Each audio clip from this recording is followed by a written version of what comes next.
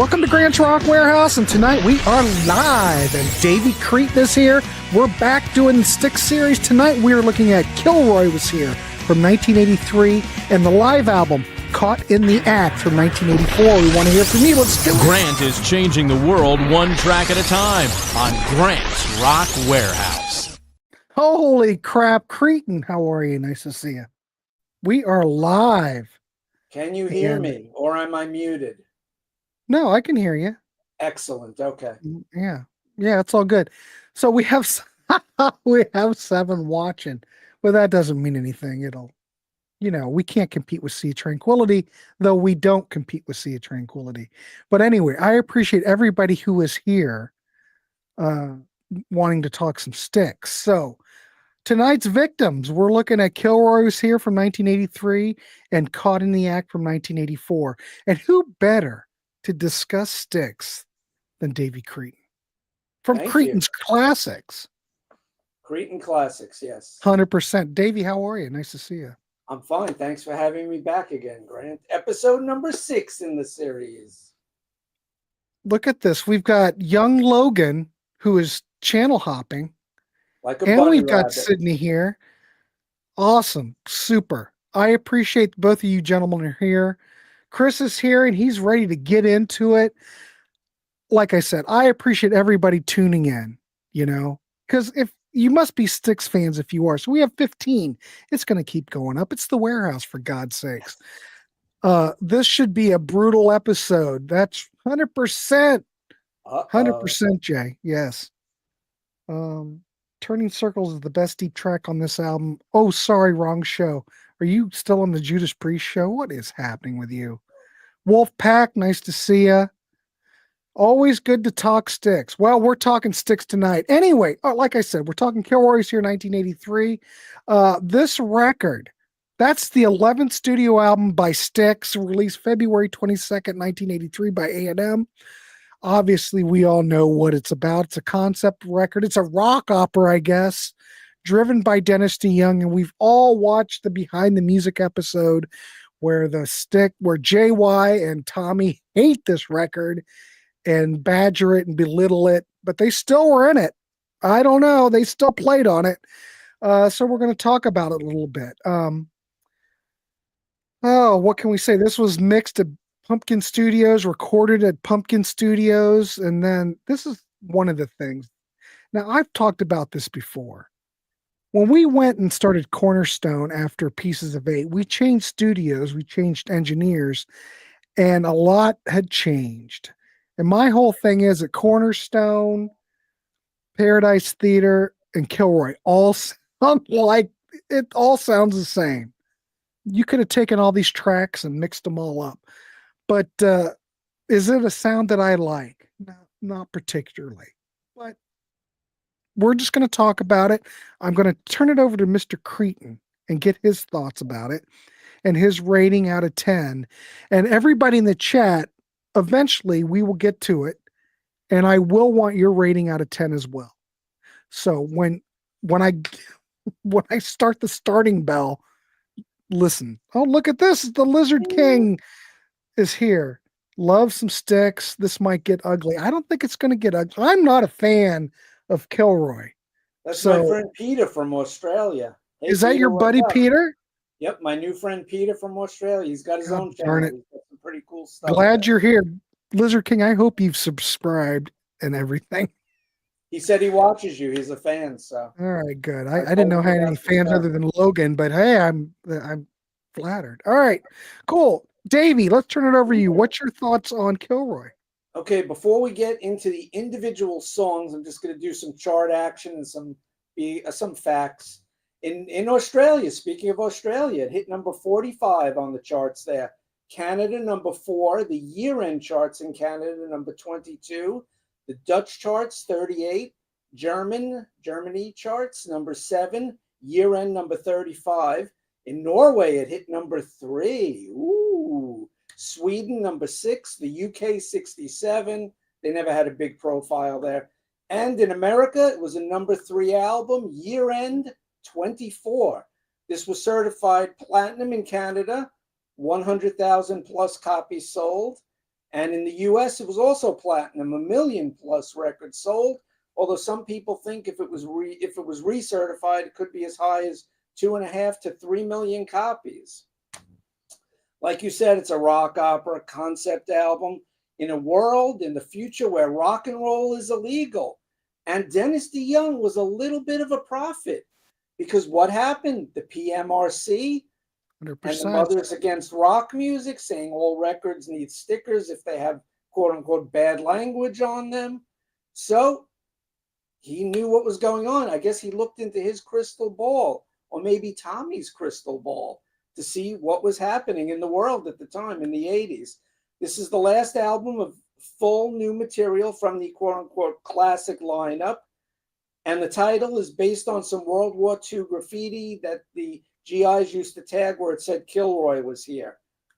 And Dennis partially came up with the idea for the album because of Christian groups and other anti-rock music activists who had influenced the Arkansas State Senate to label all LPs that had at the time backmasking messages on them.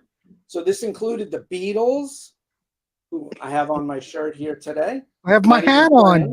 Davey, forgot. We're ready. Go ahead. Also, Pink Floyd, Led Zeppelin, ELO, and Queen also had backmasking on their records, and STYX. So they were cited as being a bad band, and Dennis couldn't believe it because he was a religious dude. And he said, why are they tagging me? Why are they tarring and feathering me with this brush when I go to church? I'm a good Catholic guy, and they're saying I'm evil and my band is evil. It was probably because of the name of the band, STYX, because it was the river that ferried the lost souls to hell. So STYX got lumped in with all these other bands. And then I'm surprised Dennis didn't appear in Washington, D.C. with Dee Snider, Frank Zappa, and John Denver, because he could have spoken quite eloquently about that because he was a former school teacher. But moving on, of course, the title character that Dennis played, his name was Robert Orrin Charles Kilroy. And if you take the first letter from each of the names of the character, it spells out the word rock, R-O-C-K, rock. Garland Jeffries song from around the same time period. Good song. You had Dennis starring in the movie. There was a short movie made. He starred as Kilroy, Robert Orrin Charles Kilroy. You had Tommy Shaw as Jonathan Chance. JY is the evil Dr. Everett Righteous. And then Chuck Panazzo was Lieutenant Vanish, and his brother John was Colonel Hyde. So they each played characters. And during the live show, and I did see this tour twice. You did? Yeah, I saw it. I'm pretty sure I saw Paradise once. That was my first STYX live experience. And then I saw Kilroy twice, once at the Nassau Coliseum. I think the other time was at the Brendan Byrne Arena in Jersey. But I saw this tour twice. I sat through it twice. Yeah, I saw Cornerstones where I came in.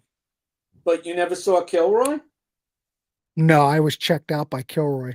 Wow, okay. And I was still a huge fan at the time, even though I was getting late. Well, the thing is, I had a friend and she was a big STYX fan, and this came out and we were both diehard STYX fans, but she still loved Kilroy. But I heard it and I went, what the freaking shit is happening here?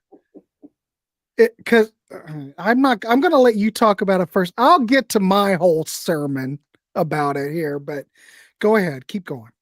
Okay. So at the time in school, I was wearing a STYX shirt as a young teenager, and I got lambasted for wearing that shirt when this came out because everyone was moving on to other stuff. Quiet Riot was getting big at the time. Hard rock, new wave, of course.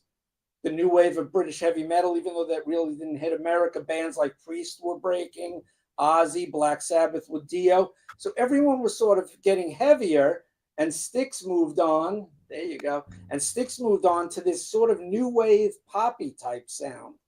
And it's almost like the record, like you said, is very sterile. It's very overproduced. It doesn't have the warmth of the earlier records. No. And this, I think, is more blatant than Cornerstone and Paradise Theater in that sort of sterile sound, but it's a rock opera, a concept album about the future. Now, Dennis does play accordion on this record, and Tommy Shaw even plays a Japanese guitar, but I'll get to that in the song breakdown. They have the Hangulator's horn section again.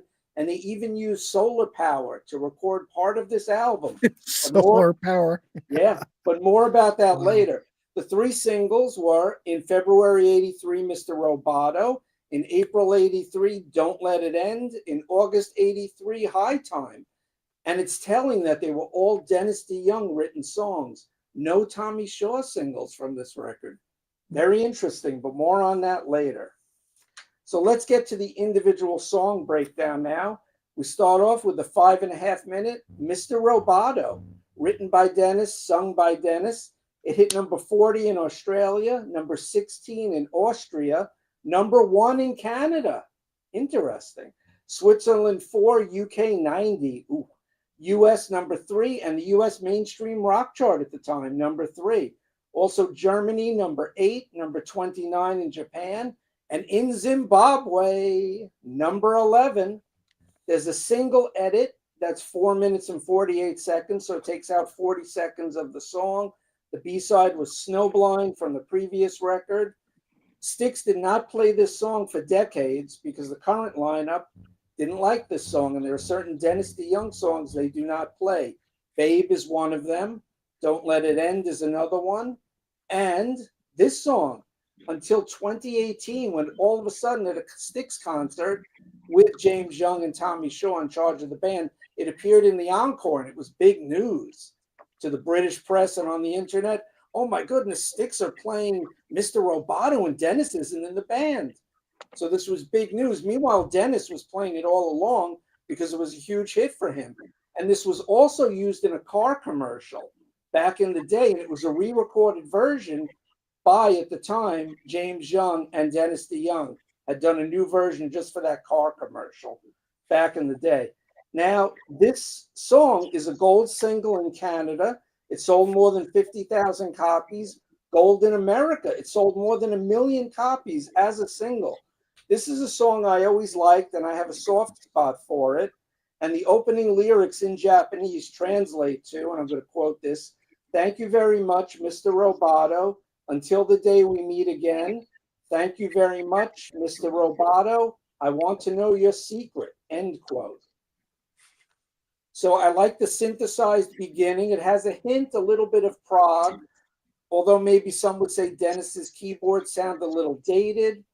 But I still think it's a good, catchy song, and even STYX finally realized the error of their ways and have been playing it live now for 5 or 6 years. Good point.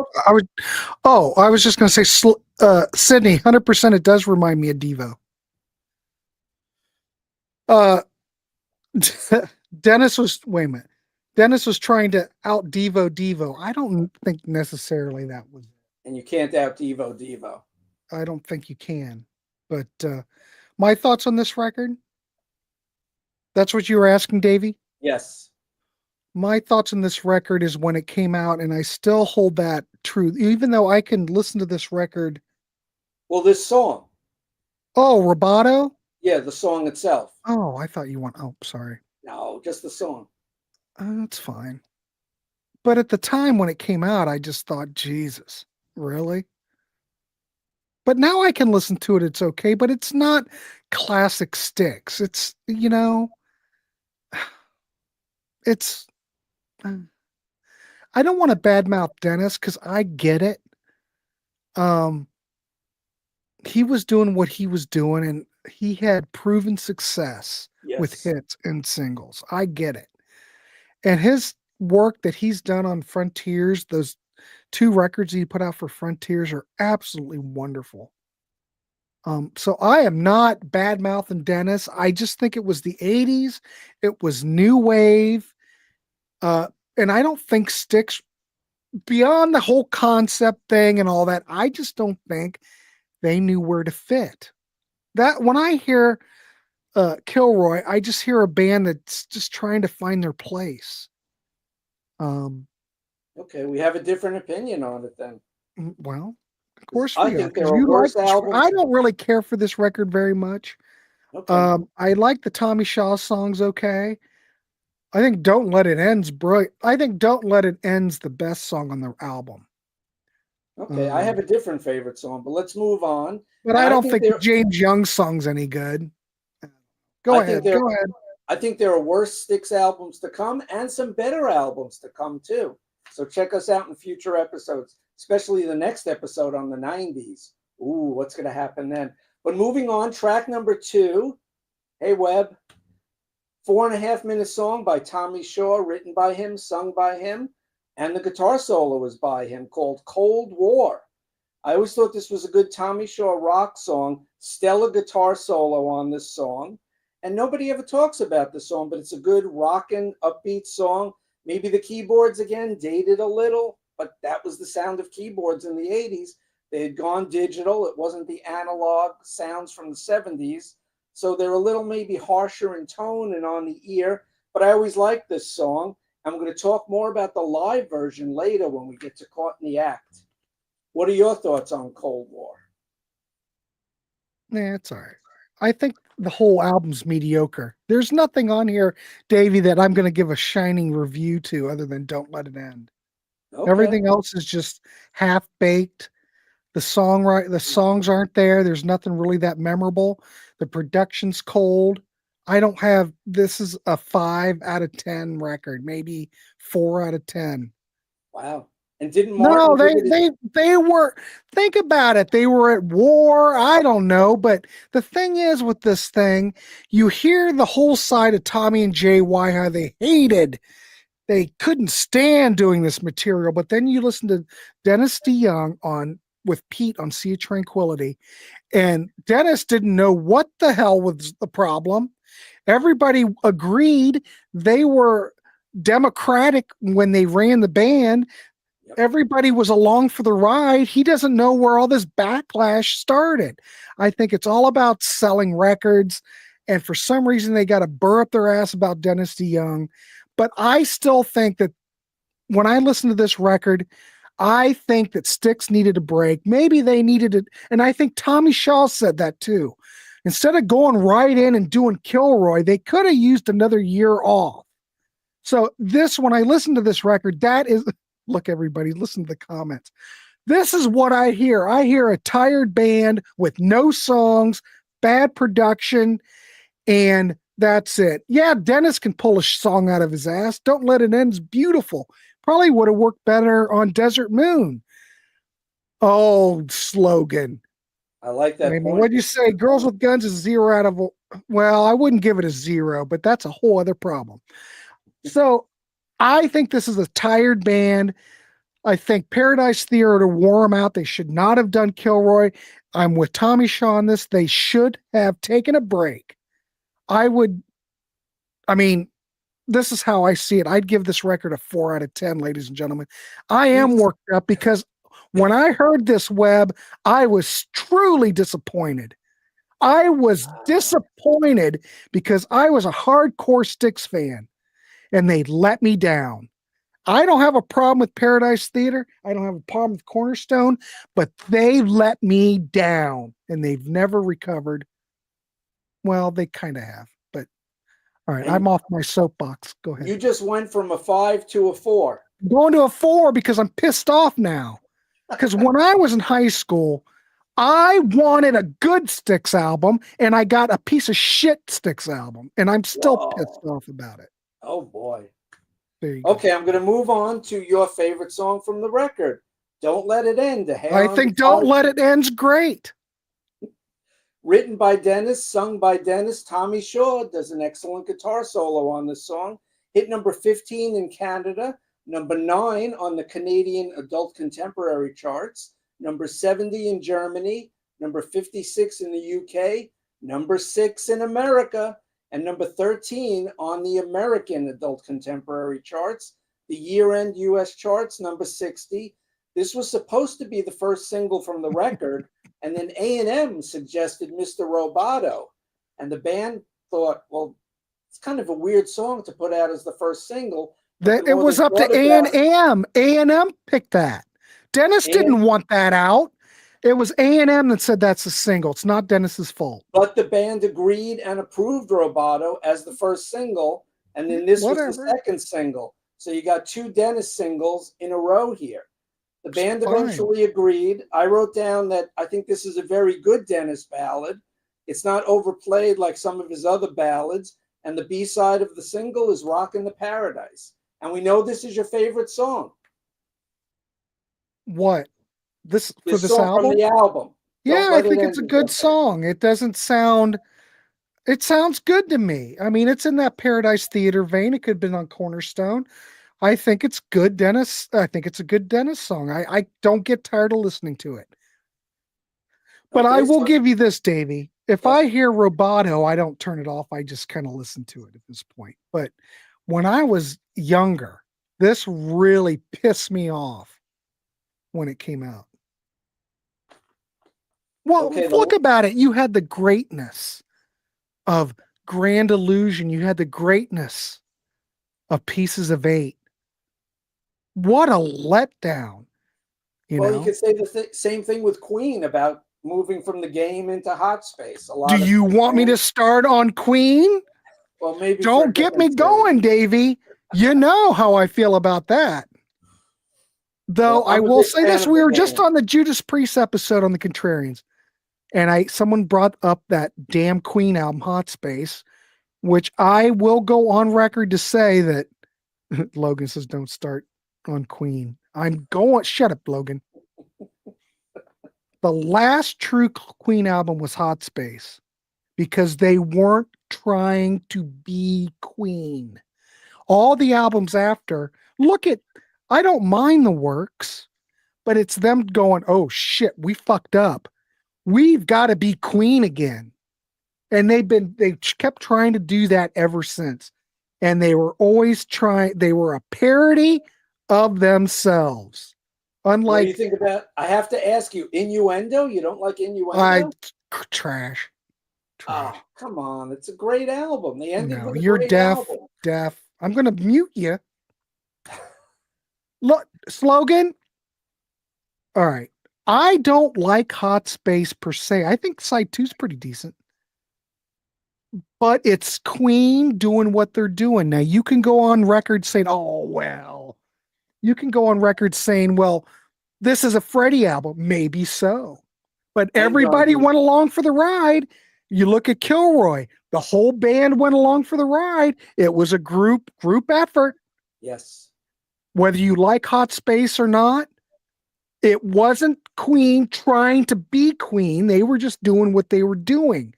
You listen to the Works. You can't tell me that Queen's not trying to be Queen on that record. I agree with you on that. The Works sounds forced. Hot Space doesn't sound forced, whether you like it or not. That's all. It's a different side of the band. Let's get back to STYX. Davey, are you new on this channel? You know the channel, we go on tangents here. Calm down. It's all good. You're the one who's worked Grant, be up. nice. I am being nice to Davey. You're worked up about the Works. You get me worked up about Queen. You get me worked about Cheap Trick. You know, Oh boy. Logan knows how to poke the bear. So to speak. Go ahead. Okay, High Time, 4.5 minutes. This was the third single. Inside One, written by Dennis, sung by Dennis. Tommy Shaw playing the lead guitar on here. This I wrote down. It's a decent, but it's not a sterling song. It's got some good backing vocals in it. And the horns, the Hangalater horns, make their first appearance here. Another superb Tommy Shaw guitar solo in this song. It only hit the only place that this song, High Time, charted, number 48 on the Billboard Hot 100 singles chart. Tommy Shaw wanted the third single to be a live version of Cold War. And the record company, A&M, said, no, we're not releasing a live version of a song that's on the album. So they put out High Time instead, and it tanked as a single. The album lost momentum, and that's why it's one of the reasons, one of the myriad reasons, it's only a platinum album. So this was the third unplanned single from the record. They had filmed a high concept video that cost A&M a lot of money for Haven't We Been Here Before, which we're going to get to at the end of the record. And they didn't even release it as a single, which is very odd. So moving on to side two, because I'm not going to ask you your opinion of the song. He's just over side one, ladies and gentlemen. That's all right, why go we're ahead, moving David. to Just side giving you two. crap. Begins All right, with the first JY penned and sung song, 5-minute song called Heavy Metal Poisoning.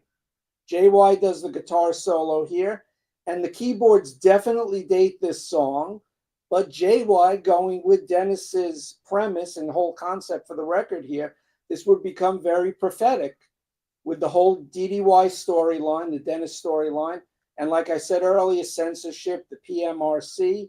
My favorite line in this song, which I think is very funny, is when JY says, "First we'll spank your big behinds, and then we'll twist your little minds." I always thought that was a funny line. You get a nice JY guitar solo here, and this song is definitely better heard on the record than seen on the live video, because JY and the Panazzo twins are acting in it, and it's a little cheesy. The whole live concept, and when I saw it, it was a little cheesy, but more on that later when I speak about the tour for the album. Track 6, you get the Tommy Shaw penned Just Get Through This Night, the longest song here. It's 6 minutes. You get Tommy on vocals, Tommy on a Japanese guitar, a stringed instrument called the shamisen. And when STYX had toured Japan, I think it was for the first time on the Paradise Theater tour, he was gifted that, because the Japanese people, they give a lot of gifts, especially when you're a big rock band and they love you. So being a musical genius that Tommy Shaw might be considered, he can play any stringed instrument. I mean, the guy did a bluegrass album where he plays all mandolins and acoustic Great guitar. record. Good record. He mastered the shamisen, and he plays it in the opening of the song. And Dennis is on accordion, and there's a bed of nice keyboards. So the beginning of the song is very proggy. And to me, this is the true gem on the album. This is my favorite song on Kilroy, was here, Just Get Through This Night. Where was I in my notes here? I lost my place. Dennis on accordion starts the song after the shamisen. And I love the backing vocals in this song. And the bridge to the song is one of my favorite parts, probably my favorite part on the whole album, where Tommy sings, quote, "Don't you know there's no place on this earth where you could run to escape the pain of a broken heart? It's useless to spend the time it takes you to try," end quote. And that is a great vocal performance. I love the lyrics. So then he plays a really good, right after that, he goes into a mint electric guitar solo that's very melodic, and you could sing it really good. This is my personal highlight from the record. If you don't know the record, I would say check out Just Get Through This Night. Grant says Don't Let It End, which was a single. Yeah, and I'm right. Also, Dennis on piano on the song has some really nice piano work throughout the song. Like I said, the proggy intro, the proggy outro. So there's little bits of prog on the record, but it's not really a There's no prog here. record. No. Prog with a small p, not a capital P. Here we move on to one of Grant's least favorite songs. This is prog with erectile dysfunction, Davey. Oh my. That's what it is. Oh my. Double Life comes next, written by JY, sung by JY.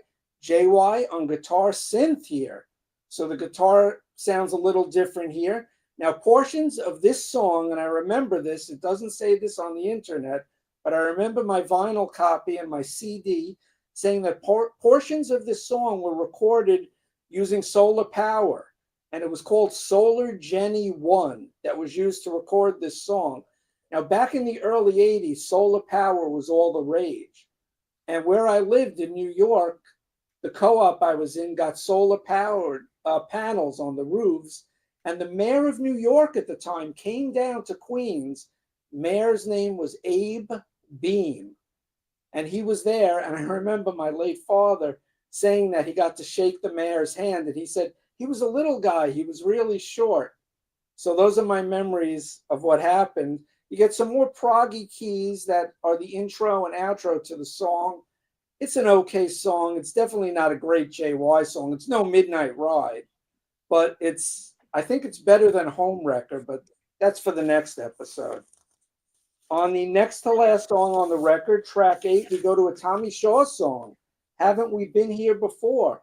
This vocal is mainly Tommy Shaw, but there's also Dennis on lead vocals here too, and JY's on lead guitar. And like I said, A&M filmed an expensive video clip for it, but then Tommy balked, didn't want it released as a single. He wanted the live version of Cold War released instead. A&M said no. And my favorite part of this song is the dual vocal with Dennis and Tommy and Dennis, I should say, because Tommy does the lead and Dennis does like a call and response, the response type vocal. So to me, that's the highlight of the song is their vocal interplay. And JY has a nice melodic guitar solo on this song. And then to end the record, we get the Don't Let It End reprise or reprise, whichever you want to say, written by Dennis. And it starts off with Tommy on the lead vocal, and then Dennis takes over for the second half. It wraps up the concept. It basically says rock and roll is going to live forever, no matter what you do, what the powers that be will do. Rock will always live in the hearts of the youth and the young Americans, to quote Bowie. All right. That's my wrap up of the album. Do you have anything to add? No, I already destroyed it earlier. I can do I don't have to go into very much. Davey, I can just do it in like 3 minutes and I'm good. Logan, freaking Logan gives it Logan, really, what's your score? What's a 3%? No, it said 4/5. It said 4/5. So to me, that's 8 out of 10. Oh, he's out of, well, all right. I'm going to give it a 3. You 3 out of 10 inches. Oh, goodness. You went down again. 5, 4, 3. 9 out of 10. Okay. All right, Owen. All right. I'll take the 9. I want everybody's what you really feel, because we're trying to turn people onto this or turning people off to it. I don't care. I'm neutral. I don't think it's a good record, but when I listen to it now, I don't go over and throw up in the corner of the room like I used to. Oh, boy. Oh, yeah. Jesus. Talk to me in 83. Gee, many Christmas. Felt violated. I had to go see a counselor after I listened to this record. Lizard's giving it a 5. We're coming up with a lot of 5s. 6. I mean, I heard this record. I had to break up with my girlfriend after it. Louder's going 9, but Jay is, I have nothing bad about Jay. That's cool. I appreciate it. Sydney, all right, 6. I think that's fair. Moon Invader's going to go with a 7.25. All right. That's close to my score. I've been listening to this a lot recently, and I was surprised that I remembered just about all the words to the album, and I was singing along. I'm going to give it a 7. A 7 from Davey Cretin. You're doing 7? I'm doing 7. I was thinking 6.5. Keep that in mind, ladies and gentlemen, whenever he reviews another album. I'm just going to say that. Jukebox, you're going to go with 1? All right. Ooh. Hey, I want everybody to be honest. Ken, I don't want you to be generous. Is 5 what you think it is? Seriously, I'm good with everybody's score. I just want everybody to be honest. I think that might be it. Wait a minute. Kyle says, ignore my 3 out of 10. I haven't. Kyle, I hold you up. I look at you as a beacon to guide the Warehaus, since Logan doesn't work for me anymore. Kyle, I look for you to guide the Warehaus and everybody in a positive direction. And you gave me a score without listening to the record.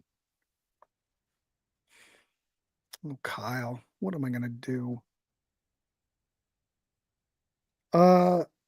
No, she was in Marion, Ohio. All right, I guess we're ready. All right, because we're over 4 minutes. We have another record to do. All right, let's calculate it. Oh, we come up with a 5.4.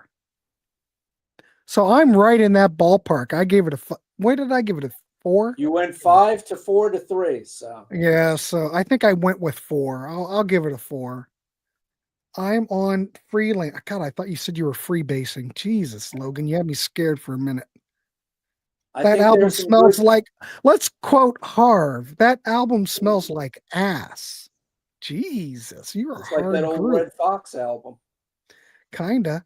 All right. Well, thank you, everybody. We've got a 5.4. We are going to move on to our next record. Next record we're going to talk about is Caught in the Act from 1984, double live album released of April 1984 in A&M. This was recorded during the Kilroy Was Here tour on April 9th and 10th, 1983 in New Orleans.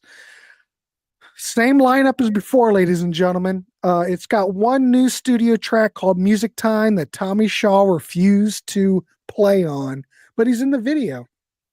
No, for a he's minute. actually on the song. He just No. bad-mouthed the song. He said he wasn't on it. We'll talk about it. All right. Well, I'm just going with what Tommy said. So, all right. So there you go. We're talking Caught in the Act. We're talking about not the video, but the actual album. So, Davey, I'll turn it over to you. What's your thoughts? Okay, it has 14 songs on it, 13 live and the studio cut, like you said. Now, in America, Don't Let It End was track 11, but overseas and around the world, they took off Don't Let It End and put Boat on the River on it live. So you have to go to YouTube, if you're in America here in the States, to hear the 5-minute version of Boat on the River that was not on the American pressing of the album. And of course, you get Tommy on mandolin and you get Dennis on accordion on that song. So this is a double live album, but to me, it was recorded too late because this was at the end of the classic era of the band. It didn't come out in the 70s when the live album was all the rage, and they probably could have done bigger business and had more sales and higher chart action because this record did not certify. It's not gold, it's not platinum anywhere. It hit 52 in Canada, 55 in Germany, 44 in the UK, and 31 here in America. And like you said, Music Time is the only song from the record, the only new studio song recorded at Pumpkin Studios. So let's start with Music Time. 4 minutes, 45 seconds, written by Dennis, sung by Dennis. Now, I saw that Tommy Shaw plays lead guitar on here and that he hated the song, but to me, it always sounded like JY doing the lead guitar on this song. And Tommy Shaw is not in the video for this song. There's a really if people think Roboto is cheesy and horrible, Music Time is even more derived. Tommy's in the video. He's holding up flags real quick. He's in the video for 1 quick second. And Right. at one point, the band are like cheerleaders. They're waving flags and moving up and down, jumping up and down like that. They're facing one way. And when Tommy filmed his part across the country, he's facing the other way, waving as if he's waving goodbye to the band, which he was, because he was in New York recording Girls with Guns. They were in LA recording the video for this song. Wait a minute. Hold on, Davey. Hold on. Kiefer, what are you talking about? Nothing is worse than that song Tommy Shaw did with Ted Nugent. What song are you talking about? High Enough. I guarantee it. Kiefer, come on. Come on. High Enough's good. All I know is I'm doing a listening party on Sunday after a hiatus, and damn it, I'm going to put Music Time in there.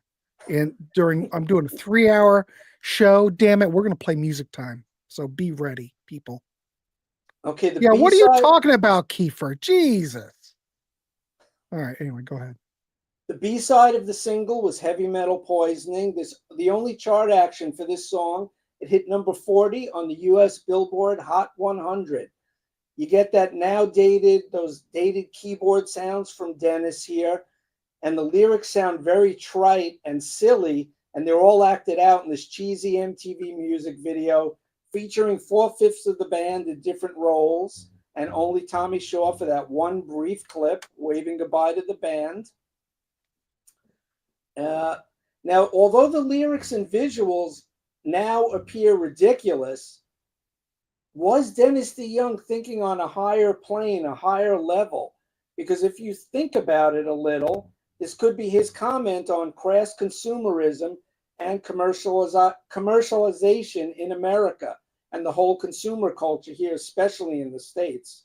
Because if you look back on his lyrical themes from The Grand Illusion and Sweet Madam Blue, you could make that case that he's thinking on a different level, and maybe the song isn't as silly as it seems. What are your thoughts on Music Time? Really, Davey, you're going to ask me about that? I think it's crap. It's A&M probably went to him. We need a track. It's fluff. It's not serious STYX. Nothing against Dennis, nothing against the band, but come on, the band had ran out of steam, and it's obvious that they ran out of steam on Music Time. I can listen to it and I don't want to go throw up in the corner, but think about what happened. Look, you go into any Wooden Nickel album and compare that to Music Time. Jesus. Come on. Everyone changed for the 80s. Look at Genesis. Look how they changed for the 80s. But Genesis still knew what they were doing. All right. You want to talk Genesis, Davey? Yeah. Everybody gets all worked up on this whole Peter Gabriel thing. Oh my God, the whole Peter Gabriel era was the greatest thing since sliced bread. Peter Gabriel quit. Phil and the boys carried on, and I think that they produced some of the best pop ever in the 80s. You only could do prog for so long. Look at everyone always, lubes up Peter Gabriel, but look at him. You can't tell me that the So album, show me commerciality. So is commercial. I don't like people always throwing up how Genesis sold out and became commercial when Peter Gabriel did the same damn thing. I don't think Genesis sold out 100% because on every album after Peter Gabriel left, there's a 7-minute or longer progressive rock song on each album. Well, there's not that on on this on my channel. Domino, that's a prog song. Home by the Sea, if you put both together, it's a 10-minute prog song. Driving the Last Spike, that's a 10-minute prog song, 11-minute prog song. So Genesis, they may have changed a bit, but they still had the prog tendencies and they still had 100% on their records. Al said, yeah, but he still wimped out after he left. So whatever. I'm just saying. Is it, Logan? Was Invisible Touch a dividing line? I don't know. Is it? Preach it, Grant. 80s. It is great. I like it. I like it too. Think about the songwriting. When they got rid of all the extra fluff, no offense, Steve Hackett, great guitar player, but I can't see his role in 80s Genesis. Peter Gabriel, until he sold out on So, he wouldn't really fit in that vibe. And you were right, Davey, 100%. They still did somewhat of a prog thing on those records. But man, show me somebody in the 80s could write songs as good as Collins, Banks, and Rutherford. Those guys, see, they got their chops all through the 70s. They got their chops ready. By the time the 80s hit, they have some of the best 80s songs of the 80s. They were absolutely brilliant songwriters. And people are always saying, oh, Phil Collins, always playing all those ballads. Well, most of those ballads were written by Rutherford, ladies and gentlemen, not Phil. Yep. So I hate it when people dog 80s Genesis because that's some of the most brilliant. When you look at some of the crap that came out in the 80s, it wasn't Genesis, ladies and gentlemen. They were doing some fine work. I did an early video on my channel. You guys can trigger me and I get worked up. Jesus. Okay. Check out the early video I did on that on my channel, Cretin Classics. So we're going to move on to this unreleased song in the States that I mentioned, Boat on the River. There's a 5-minute live version. Tommy wrote it. Tommy sings it. It starts off with Dennis DeYoung on accordion, and he has a nice accordion solo because that was Dennis DeYoung's first instrument, which I think I mentioned back in one of our earlier episodes here, that he started off as an accordion player before he ever played any other keyboards. So he takes a nice solo on the accordion. Then Tommy comes in on mandolin, and then they do the version. It might be a tad slowed down, a bit laid back, but it's still a really good version. And there's some heys thrown in. And it's just a nice feeling, a nice sound. And I think this is worth hearing. Check it out on YouTube. You'll see it has the album cover to Caught in the Act, which Grant has on the screen here. Just look up STYX, Caught in the Act, Boat on the River. It's a good version of it. It's worth hearing. Now we're going to move on from the live video. I'm going to go to the video just for a moment here and highlight one song from the Caught in the Act video cassette. And it came out on DVD. I think it was 2007, 2009. Finally came out on DVD. The song Cold War. And it's only 4.5 minutes on Kilroy. But there's a 7.5 minute version written by Tommy, sung by Tommy, takes the lead solo in here. And this version has a few extra verses. There's a whole middle section where they do this really now dated bad video effect where he sings an extra verse or a bridge and they do this computer effect that's not cool. But then when it comes out of his long solo, which I'm going to get to in a moment, he has another verse that's not on the studio version that's pretty cool.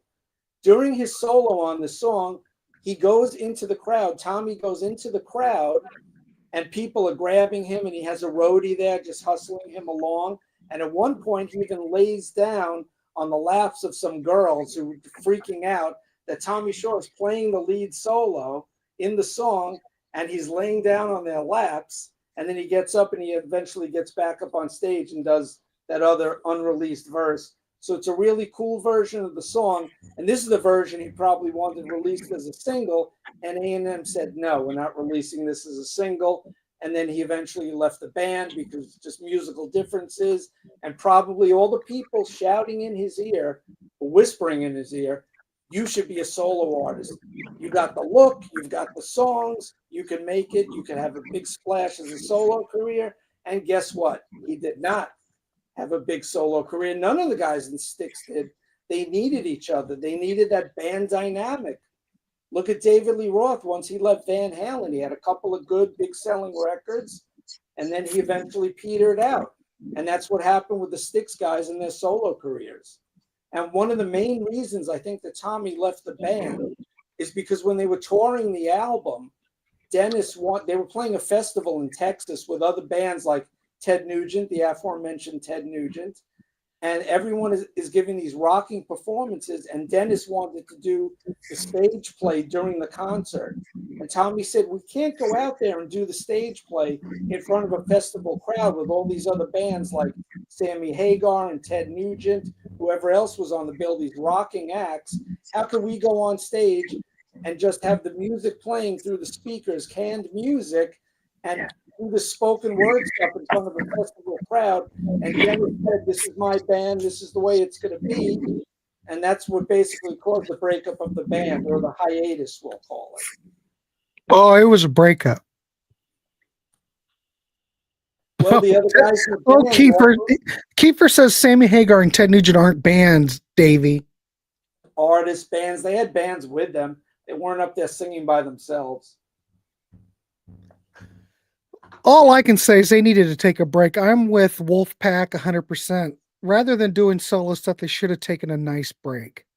Tommy should never have done Girls with Guns, any of those pop albums that he was bitching about on Behind the Music. All those are pure pop records. Those aren't rock records. It's pop rock. No, it's just pop. That's the record company going, here, dangling a carrot. Come on. We need you to do this. Come on. Come in and explain is a rock song. Barely. We agree to disagree again. No, but I'm just saying, look, if you're comparing Tommy Shaw, Girls with Guns with Blue Collar Man, get out of town. Come on. It's a different decade. It's a different era. This is the problem that I have, Davey. They go on Behind the Music and bash Dennis DeYoung. As a balladeer, yes. I agree with you. Yeah, and commerciality, and then they do the same thing. Tommy did, yes. Yes, that's my problem. JY made a rock record, but it was on an indie label, Passport Records, if memory serves, and no one bought it. It's certified cardboard, so. I've got one. So do I. I probably have it on vinyl, cassette, and CD, knowing me. But. No, well, you're overachiever. But anyway, all I'm saying is, sometimes I wish that Behind the Music show never came out. I mean, gentlemen, just Be quiet. Don't bitch about everybody else. I agree with you. They tried to paint Dennis as a balladeer, yet he wrote a lot of hard rock songs throughout their whole career. All right. So we got a 7 from Trey. If you guys want to, what time is it? We have 10 minutes and I'm wrapping this dog up. If you guys want to start giving me your score out of 10, I'll start writing them down. All right. Go ahead, Davey. You can do whatever you want to do. Oh, that's basically. This has been like a train wreck. Everybody's got me off on a tangent. Worked up about Queen, Genesis. Genesis. Oh. See, everybody knows what button to push with me. And all I have to do is mention, hey, Grant, what about Cheap Trick the Doctor? And then I go on a damn tangent. That's why we all love you. You're passionate about music. I am, but it drives me crazy because when these bands that I used to hold in such high regard disappoint me. Think of the future episode we're going to do on the 2 studio records from the 2010s, 2020s. So you can look forward Yeah, we'll to get there. Wait till we get to the next ones. Jeez. That might be worse than this one. All right. So wait a minute. Louder. All right, louder. You're going 4. All right. For the live album. Hold on, everybody. Let me catch up. Logan's going, I'm just going to go with 7, Logan. Jesus. You and your numbering system. Wolf is going to go with a 6. God, this is already going to fare better. Jukebox, you're saying the live album is a 3? All right, cool. At least you're honest. I appreciate it. Jay's going to go C-, even though I don't have a numeric value for that. So you're saying this is a 4 out of 10? What would a C- be out of 10? 4. Probably about a 3 or a 4. I'm going to go with 4. All right, Jay. I don't know what you're thinking. Chris, 6.5. Yep. You know, like everyone said before, or whoever it was, I read it. I can't remember who it was, but they said they should have done a live album after Pieces of 8. 100% agree. This album was too late. This was something to satisfy their contract because they were breaking up. Yep. I'm not saying that it's bad. I don't think this is a bad record by any means, but is it necessary? If you're going to do it after Pieces of 8 when you're on fire. All right. God, I'm all worked up. God, I'll never. Okay. I give it a 1. The live album, you're going to give it a 1? Harv hasn't heard it. Harv hasn't heard it? Oh, I haven't never heard. Well, I can't take your live album 6.5. Sorry. God, don't give me a score if you haven't heard it. Lizard's gonna go 6.5. Moon 5.75. Right. Hey Grant, what about Trey? I cannot stand Flo and Eddie with Zappa. I draw the line there. 6. Video rates higher. Okay, well, I get that. I understand. 6. Ken goes, he gives it a 6. This is no Kiss Alive. Well, it's true. Kiss Alive is phenomenal. Whether it's live or not, it's still great. Live in the studio. Just for reference, I reckon Grand Illusion is a 10, 100%. So you give this a 1 compared to Grand Illusion.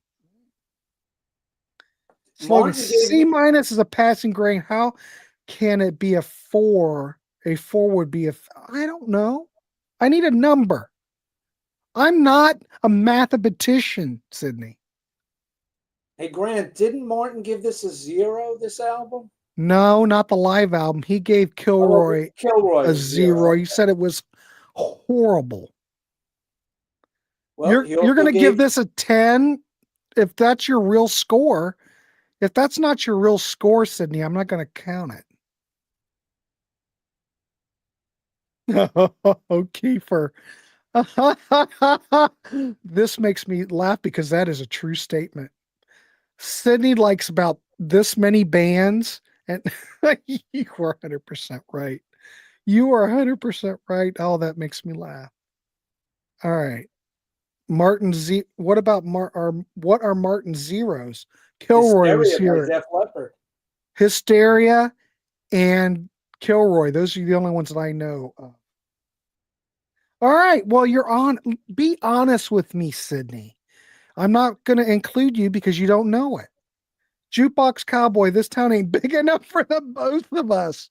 Wait, that's Sparks. Yeah, I know. Well, Hysteria was a zero, right? So I don't know. Maybe too bad Martin's on here so he can rate it again. But I remember when we did that show, and Martin gave it a zero. I'm just sitting there. What? Go back on the Contrarians and look for the Kilroy show. You've got to watch it. Martin is hardcore, man. He does not like Kilroy. Hysteria is the shit. I'll give it that. No, you put an extra word in there. Hysteria is shit. Oh, I can't read. Hysteria is probably a 4 or 3 or 4 for me. Surprising. Okay. Sydney says, all right, that is so opposite for my musical taste. I like too many bands, most of them with one album. All right. Hysteria is a 0 out of infinity. Ooh, Infinity. Oh my Great goodness. Journey album too. Equals up to 8 bands at all. All right. So Davey, I didn't get you. What's your score out of 10? I'm going to give it a 7 for the guitar heft of Tommy Shaw and James Young on the live album, a 7.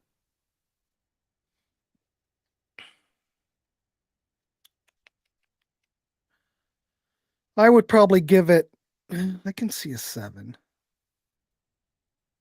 I would rather have had material. I'd rather would have had a live album that would have encompassed like the Crystal Ball tour or the Equinox tour. Yeah, throw some deep tracks on it. The Grand Illusion tour. That would have been great, or Pieces of 8. They missed the mark. This is a contract. This is something just to, because I don't know the next album, End of the Century, Edge of the Century, what is it called? Edge of the Century. I don't know if they still had a contract. This sounds like a contract obligation.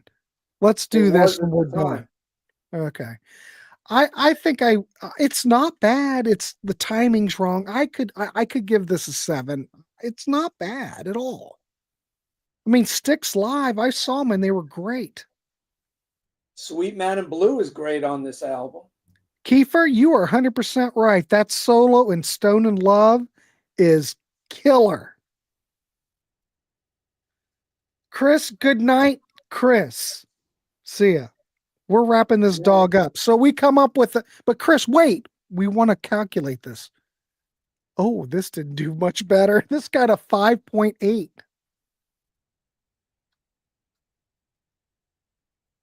I guess we're not doing very well. Wait till the next episode. We can still go lower. Logan says Martin rated all that Triumph stuff low, if I remember. I don't remember what he rated Triumph. Hey, Sydney gave Surveillance by Triumph a 2 on his channel. Are we going to deport Martin out of Canada? I don't think I can deport Martin. No. In the United States. He's a national treasure. Come on. He's a national treasure. I saw the Robata tour in San Diego. Hey, Dave, how are you? What's going on? I haven't seen you for a while. Dave, I like Dave. Dave is a fellow Ohioan. Dave's a good dude. Name. Dave, thanks for showing up. Nice to see you. Keeper knows like 2 Triumph songs. Harv is very confused. That's okay. 5.8. Wolfpack's is about 5.8's about right. I get it. Martin's cool. Yeah, watch out. We need Martin. Martin is a treasure. Can't like all the same thing. 100% Sydney. But it's fun just talking music and it's all good. I'm just giving you crap. I love you like a brother or a son. Maybe. Well, maybe not. But it's just fun. Thanks, Logan. I appreciate it. We're just talking music and giving each other shit. That's all that matters. Therefore, I hate Mr. Roboto sucks. Therefore, I hate STYX. I'm out, Grant and the gang. See you, Kiefer. Keep it clean. We'll see. Bye, Kiefer. See you later. Take it out on a boat on the river and leave it there. Grandson. Well, maybe. I doubt. I'm not that old. All right, everybody. We'll see you. I have Saint Anger. I haven't listened to it yet, though. I was going to pull it out, but I've got it. I just haven't listened to it yet. I'd love to hear what you think about the production on Saint Anger. I don't know where my Saint Anger CD is. It's here, maybe your dog took it. No, it's sitting up here. All right, Lizard. Thanks for coming. Appreciate it. Thanks, Peter. Wolf. Oh, Wolfpack says, makes me sad how STYX ended. I wish they could have taken some different steps. What a way to end the show. 100%. That's the way I feel. In a perfect world, yes, but it's the way. All right, so next month, what are we doing? We're doing Edge of the Century and Brave New World, and a bunch of other songs that appeared on different compilations as well. There you go. So there you go. Tune in next month. Davey, I'll be sending out some dates. And I want to thank everybody for coming in. And we had a good music discussion. And you're all good. You're just all good sports. You know, I love everybody that comes here. It's a great community. And if we can't talk like this, come on. You know, it's what music, it's just talking music. And everybody has an opinion.